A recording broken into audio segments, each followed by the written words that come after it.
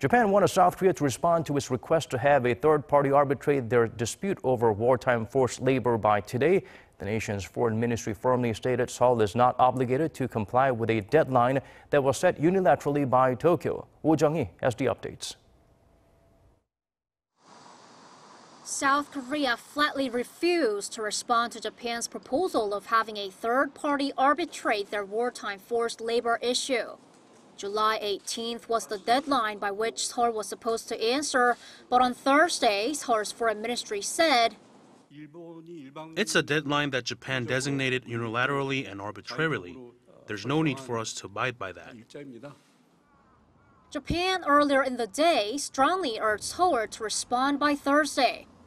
Tokyo's Deputy Chief Cabinet Secretary Yasutoshi Nishimura said the Japanese government will wait until 12 o'clock midnight, and he claimed that Seoul has to answer Tokyo's request according to their 1965 bilateral agreement, which stipulates how to settle the issue of wartime forced labor.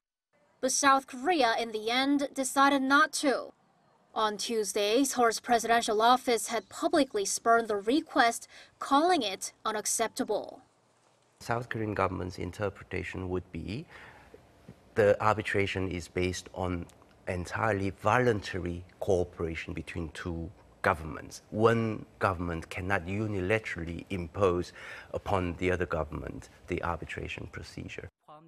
The expert adds South Korea looks to settle the issue through diplomatic resolution first, as stipulated in the 1965 agreement. That South Korean government position is that we have not even gone through the diplomatic resolution, or at least we have to attempt to resolve the disputes or differences through diplomatic avenue.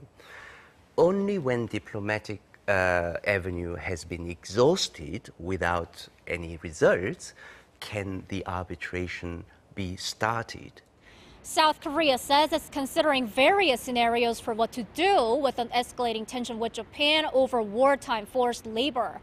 Seoul is also keeping a close eye on the possibility of Tokyo making additional provocative moves over the next 2 weeks as Japan holds an upper house election this week and gathers opinions from its stakeholders on taking Seoul out of its exports whitelist.